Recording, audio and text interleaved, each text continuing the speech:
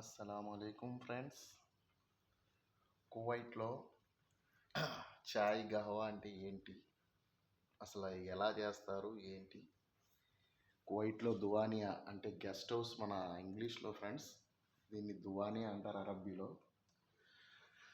చూడండి ఫ్రెండ్స్, మీకు మొత్తం చూపిస్తా దువానియా అంటే ఎలా ఉంటుంది ఏంటి అన్నీ చూడండి ఫ్రెండ్స్. దువానియాలో ఇది దువానియా ఫ్రెండ్స్ గెస్ట్ హౌస్. చూడండి ఫ్రెండ్స్, కింద కూర్చొని ఆ టేబుల్స్ కనపడుతున్నాయి కదా మీకు కింద చిన్న చిన్నవి, ఆ టేబుల్స్ మీద పెట్టుకొని గ్లాసులు తాగుతూ ఉంటారు ఫ్రెండ్స్.